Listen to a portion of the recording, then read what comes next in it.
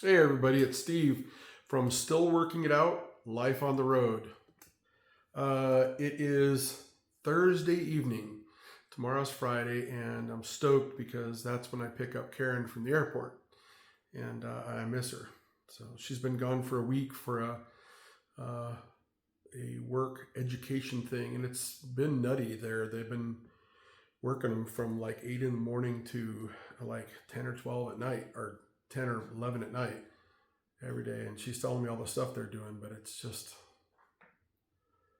I wouldn't put up with it. She's a smart person. They're also wise to not ask people like me to do that. So she's good. So we've been here plinking around the house. I've been working on her car last couple days. I'm getting ready. It's just a Nissan Rogue, and I'm getting ready to put a trailer hitch on it, and with the wiring. So I did all the wiring today. It's ready to go, and then in a few days, like on Sunday, the trailer hitch is going to be delivered, and I'll install it that day or Monday. But with her work, and I'm not going to be there because I'm going to start driving a truck, like I've been saying, to stack money for the opening of the business. So she's going to be able to do it all by herself. So I've arranged it where that right now I've got her packed in boxes, but I'm going to start buying these particular totes from Walmart and make it to where that they're all ready to go, pre-packed the whole bit, and just make it easy for her to move from one place to another. She's what they call a site analyst, and basically when there's a community that's an apartment complex or a region, which is like 4 or 5 apartment complexes that are underperforming, and they're losing a lot of money, their occupancy's low, that kind of thing. She goes in and troubleshoots it, figures out what the problem is, and then corrects it, whether it's a personnel issue that they need to be trained up, or the last one she was dealing with, unfortunately, there was a person in a real key position that had been doing something bad, something they knew better than, and Karen figured it out, and then recommended and then talked to the company about it and said, showed them there's a correlation between when the problem started and when this individual, who was in a very key position at the top, made a physical move from one place to about 3 states away, and then the place started going downhill, spiraling, and her plans to have it to basically take care of this problem remotely didn't work, but she had no interest in coming back to the area, and so they ended up having to get rid of that person and replace her, and then Karen had to get everybody trained up to not only not have that person in the way and not doing their job, but then have the people that were left trained up to do the job. And so that's every 6 months or so, she moves from one spot to another. And then the next 6 months is going to be actually in a particular region where that she'll spend a couple months in one area, and then the rest of the time, the 6 months, will be in an area about 2 hours away from there. So it's a lot of moving, not just tripping out for days or whatever, and having your stuff there. So her little car has to be set up with a trailer hitch so that she can rent like those little U-Haul trailers, and then it just has to be easy for her to load her stuff into these totes, and then load the totes up into the little trailer and do that kind of stuff.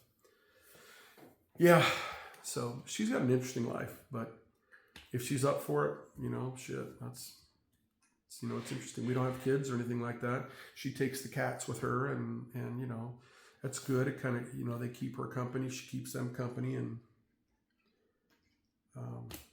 so. Not everybody can do her job because most people have reasons they need to stay in their house. Our house is sitting in eastern Iowa. It's a nice house, decent house. It's old, but it's cool. It's working out. We're steadily improving it. I mean, my mom had it for almost 30 years before I bought it from her.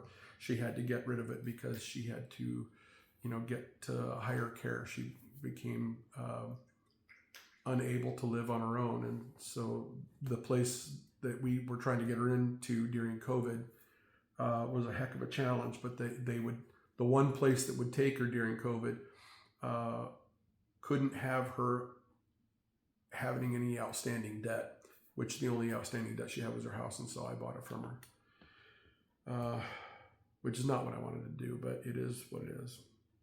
Now we're, it's okay because my wife's family got a big extended family, and she lives in this area, or they live in this area.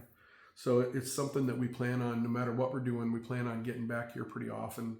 And this gives us a place to land. And, I have no desire to live in this house, to be honest. I miss my mom, and, I guess it's a little way to, but over the 30 years that she had the house, I did tons and tons of work on it. I lived on the West Coast doing that type of thing mostly.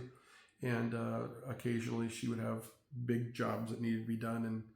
And if I was able to come out, I would put my business on pause for a couple of months and come out and, like paint the house and replace the windows and replace the doors. And just over the years, it's been all kinds of stuff. Totally redid the kitchen and the bathroom, and just one thing after another, big projects. So it's kind of like I know the place backwards and forwards, and in the next few years, stacking the money for the business, I can also use some of that money on this house. So that'll be kind of fun. I have some ideas. I drew up some plans. So interesting. The very first, okay, you heard the name of the channel is Still Working It Out, Life on the Road. And I say life on the road because that has been my life. As a child, we moved constantly. Other people stay in one place forever, seems like. And I've not had that life. My whole entire life has been pretty much the schedule in which gypsies live, by which gypsies live, I guess. And it's been interesting. I've not been displeased about it. It's been my own choice for since I was an adult. But I love going to different places and living different areas. And, believe it or not, just in the United States, you can experience many different cultures. And places that you could visit are nothing compared to living there, very often. And so I've lived all over, and I've had a lot of different kinds of jobs. That's another adventure for me. Always has been. Learning different jobs and stuff like that. And so that's why the life on the road part. And still working it out kind of goes hand in hand with that, because if you switch jobs and you switch locations often enough, man, you're trying things on like you're trying on new clothes. If you find something that fits, great. But so far in my lifetime, very little has felt like it fit, that way. So I'm always trying to figure stuff out. I didn't realize what I really wanted to go to college for until I was 50 years old. And I had gone to college twice before, and once with the GI Bill paying for it, and then finding out being a police officer was a terrible, terrible thing for me. Some people would love it. It was not for me. And then went to school to become a paramedic, and got my basic in my eye, and the next thing was paramedic. The basic and I was paid for by the volunteer fire department that I was in to have them pay for that. But then that's where they stopped. They wouldn't pay for anything else. And so it would be 100% on me at the time. And I just couldn't afford to work, do a fire department and school. And I just couldn't figure it out. Couldn't figure out the timing. So I ended up dropping that. Not to mention that I was also, while I was doing the work, I could tell that paramedics don't have it that great, in my opinion. That's one of those jobs, almost like being a police officer. It has to be a calling, it's not it. You're not in it for the money. You're not in it for any kind of glory whatsoever, or any kind of even respect. When I did the military, I felt it was my duty and stuff. But then certain life circumstance, most of which had nothing to do with me, put a stop to that. Just sheer bad luck. So that wasn't a thing. I mean, that fit great for a bit, and I would have continued that for easy 20 years. I would have been happy as a clam to do that, but life did not want me to do that. So that's one thing I want to discuss in this. Over the years, I have learned to listen to life, to listen to what is happening. I ordered something at a fast food joint today, and I didn't get what I ordered. And I realized as I'm looking at it, what I did get is better for me, and even a better portion. I could have complained and said, I wanted this other stuff, but then realized that the mistake the girl made, and she said, oh, I'm sorry, it's on me. But the mistake she made turned it into a healthy meal. And I've listened. I've learned to listen to life. If it had gone the other direction, life would have never wanted me to do that. It's just, I can't picture that. But life definitely wanted me to do better. And sometimes I'm having a difficult time or whatever, and I'm reverting back to my old self. And when I used to burn 7,000 calories a day, and now that's not happening. And so I end up gaining weight. Well, I haven't been gaining weight any times lately, but that's those things that I listen to in life. And when I go with the flow in life, the things that life seems to really want me to do, things are a lot easier. I end up going in the right direction, I usually find, and accomplish things that were important. So that's one thing I've started to do is, I've always been trying to do it since I was a teenager, but I had the inkling that sometimes life tells you to do stuff, and you should pay attention to it, because I've really tried to fight it a few times, and it wins every time. Then it becomes obvious that I'm just trying to fight. I'm fighting the wind, when in reality I just need to adjust my sails, and go with it, kind of a thing. So that's my piece of wisdom today, that if things aren't going your way, try to relook at it and make sure that you weren't supposed to be doing something else. My life's full of that. Absolutely full of that. If anybody ever comments on my stuff and wants to hear more about that, I'd be happy to tell them. But it's kind of a weird paradox in that no matter what I seem to want, life will tell me what it wants, and I don't get a choice after that.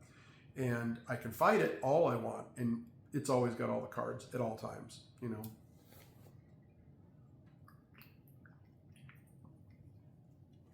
And I've learned to not beat my head against a wall against life, because it doesn't work for me anyway.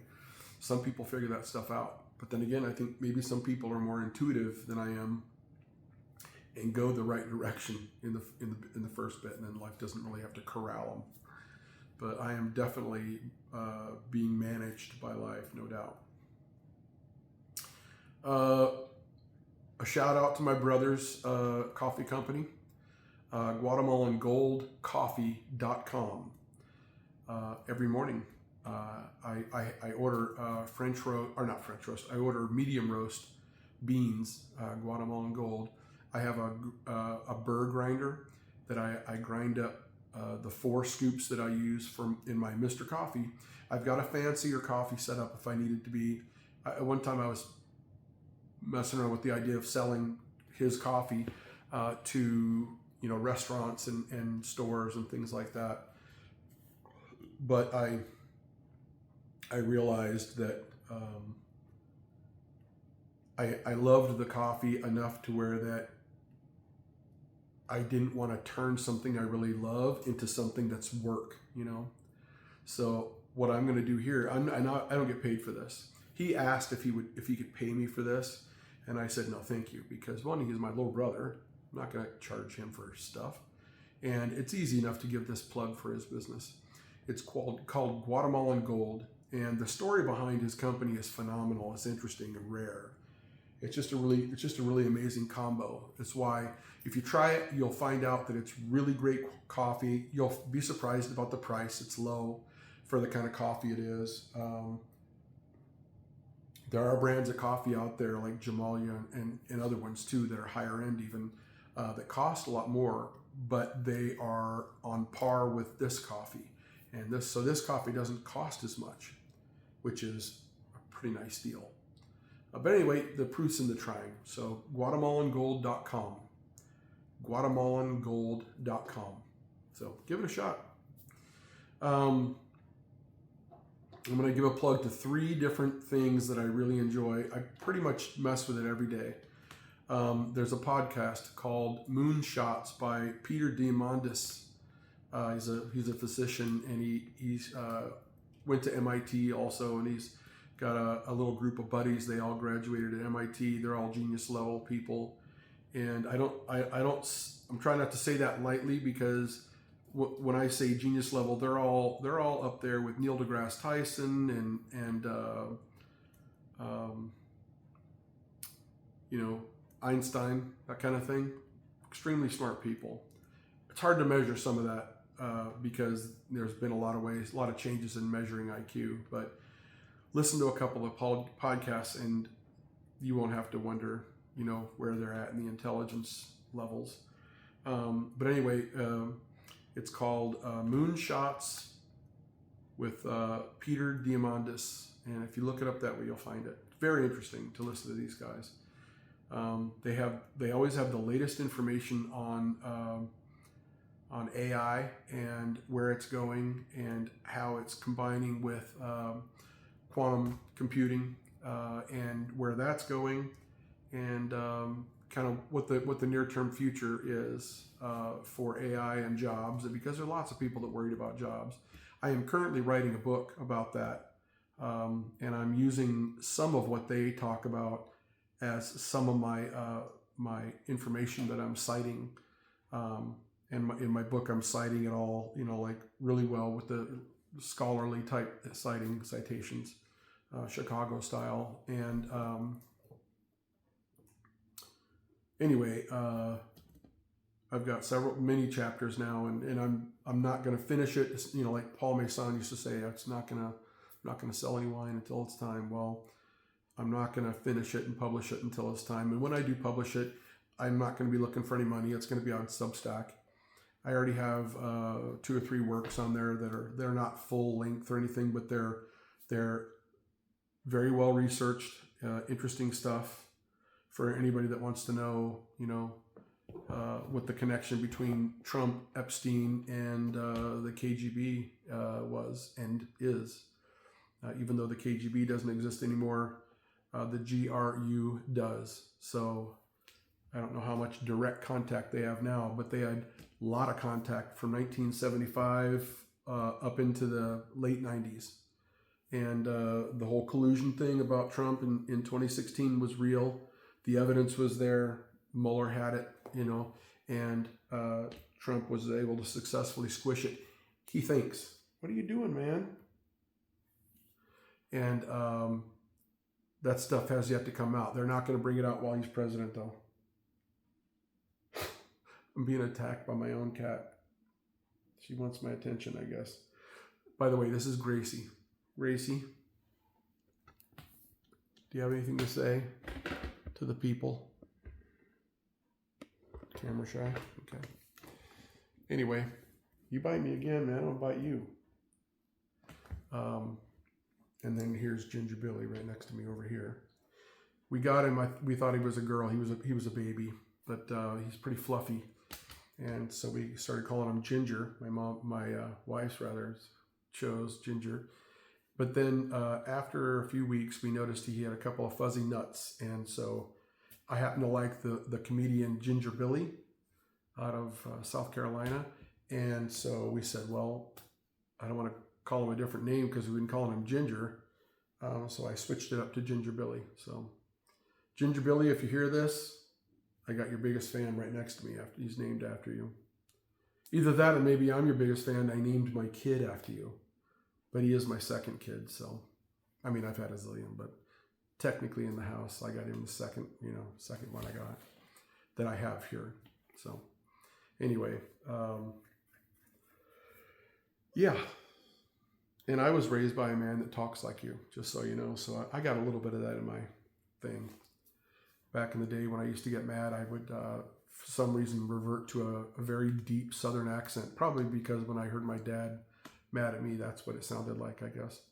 And it was funny. Friends of mine wouldn't be able to understand what I was saying. I remember hearing myself one time, and I'm like, "Holy shit! I sound like my dad." Yeah. So the Moonshots, another person I really admire and I watch a lot of his work is a guy named Chase Hughes.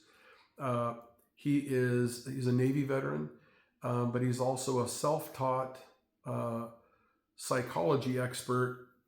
He worked in basically information extraction with incarcerated terrorists and stuff, people that were captured over in Afghanistan. And he learned a lot about psychology that way. And it wasn't really a formal thing where that was his big job at the time. He was mainly a jailer, and then when it began, and he was in charge of these people, and he wanted to learn. And so on his own, he really started to study it. And now he's a guru. He teaches all over the country, to everything from Fortune 500 companies to people that want to know why certain things are the way they are. So Chase Hughes. And then the last one is David Clayton. Now, I've talked about David recently, but he goes by David Boomer. His real last name is David Clayton, and he's out of North Carolina. He ran for Congress, or attempted to run for Congress this last cycle, but he didn't get enough signatures. And this November, he's going to get enough signatures. I'm going to make sure of it. I'm not from North Carolina. I'm from Iowa, but I'm gonna help him get the signatures necessary. Even if I have to go there and start knocking on doors, I will take time off of work to do that, because he's a really, really good man. I swear I thought he was military because he sounds like all my friends, and to find out he's not a veteran, but he's a veteran advocate. So he used to travel all over the country, trying to help homeless vets, which is pretty interesting to find out. And what I know about him made total sense. And he rails against the injustices that's being caused right now by the grifter in chief, And anyway, so I really, really back him. I would vote for him if I could. Anyway, his name is David Boomer, or David Clayton, however you want to look it up.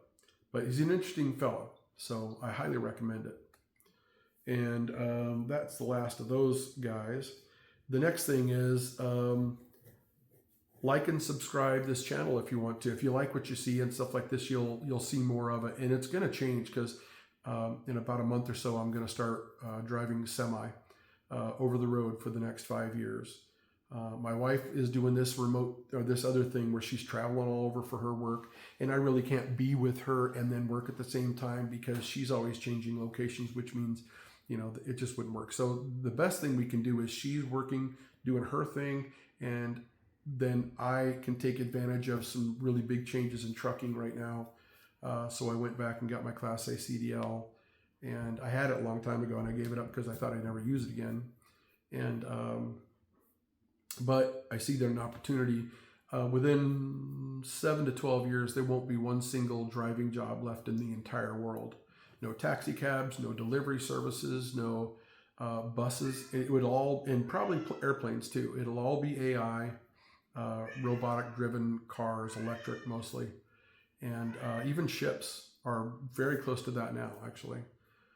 They have self-driving semis in Texas right now. They're going between Dallas and Houston.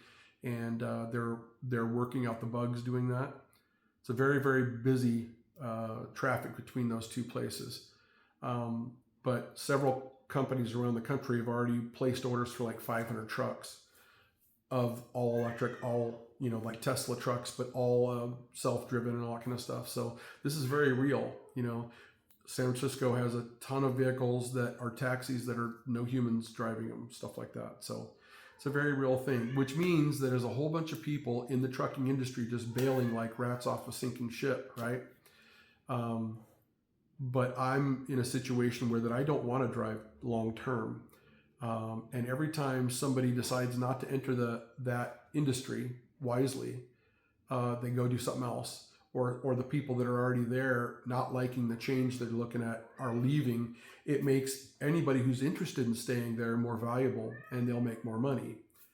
I happen to know that. So I'm going to start with Prime and put in at least 5 years. And then just rack all my money that I'm getting with the Fidelity account that I've got. So it'll earn about 7 or 8% while I'm doing that, and it'll be the kind of account that I can take out, not like an IRA or something. But anyway, that way I can pay for the marketing, the initial marketing. That my businesses are up already. They just need to be out there so they can start running.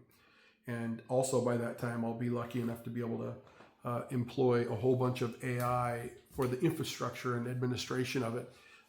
And anyway, it's gonna be it's one of those businesses that I believe is going to change the world. Simple as that. Or I wouldn't do it. Entrepreneurship is going to be the kind of business for the future. AI is going to take every job.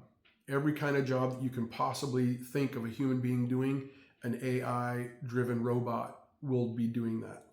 AI is going to expand tremendously, where that it's not going to have to ask permission for stuff. At some point, there will be no firefighters. There will be no police officers. There will be no doctors and nurses and CNAs. There will be no convenience store clerks. There will be no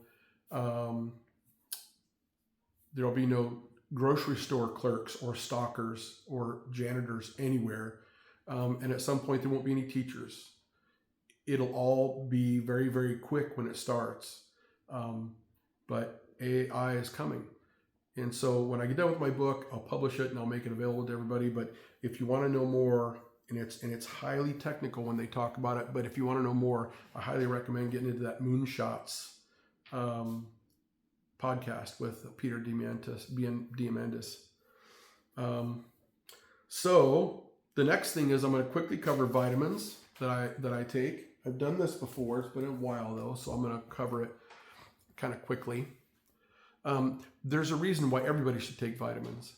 And there was a documentary on one of maybe YouTube, I don't remember though. But anyway, where they talk about what vegetables that were farmed in the United States and all over the world for that matter, what their values were for minerals and stuff. But after World War II,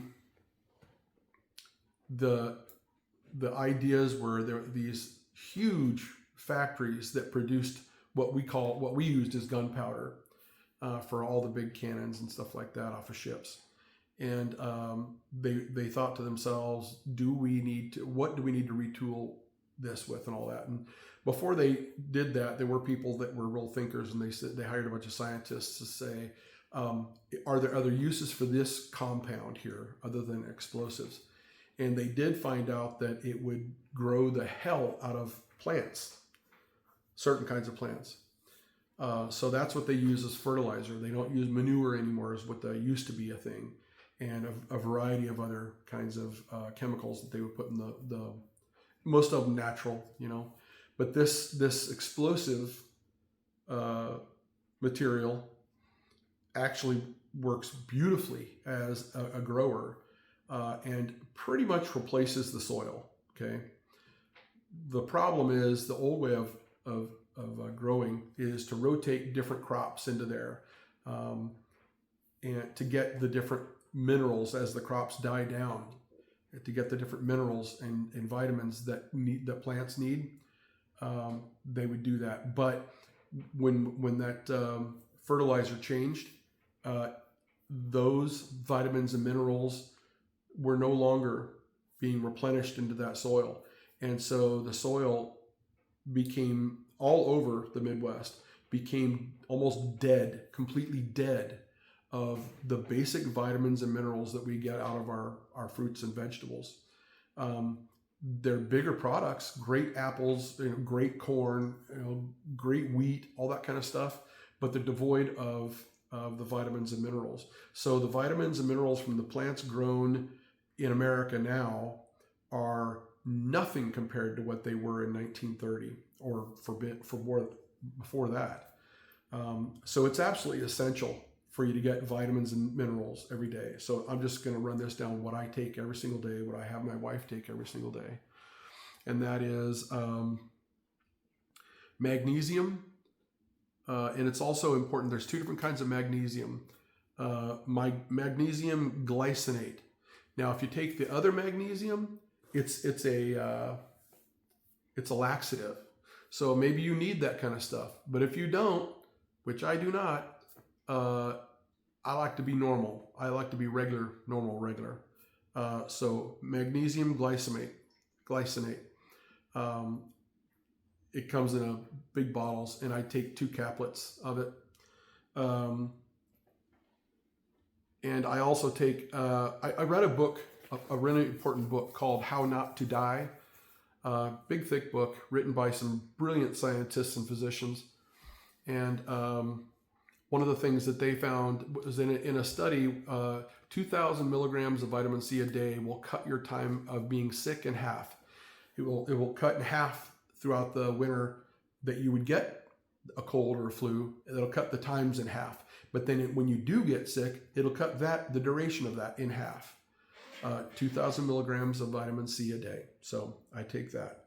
D3. Now, I'm not going to tell you the amounts of D3 because D3, there is such a thing as taking too much of it.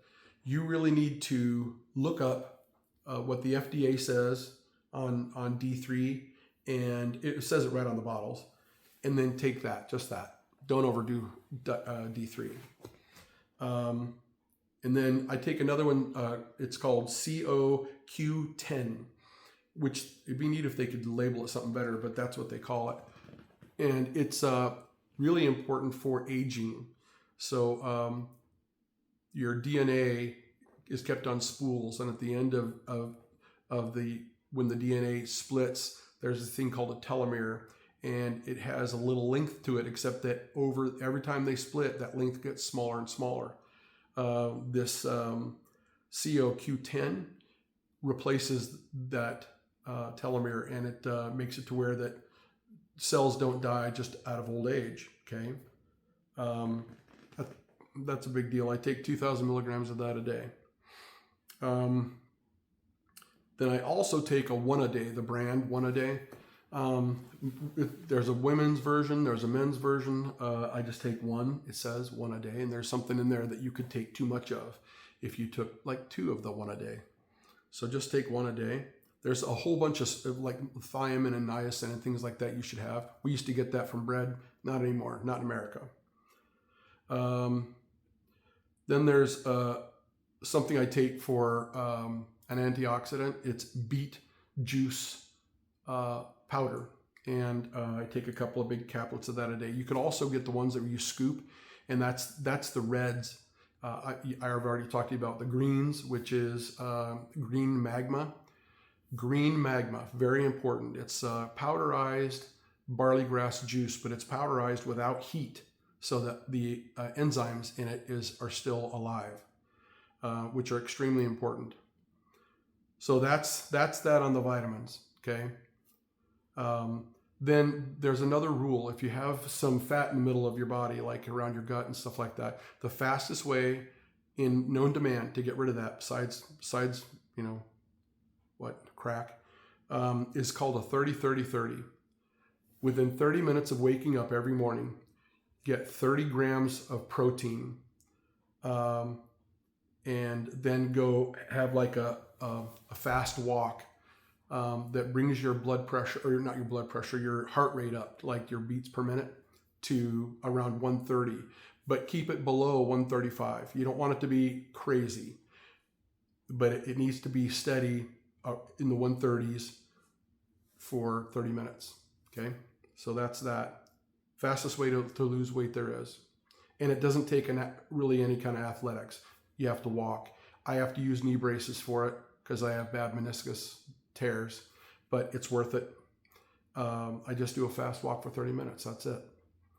And for today, that's all. It's a short video for me.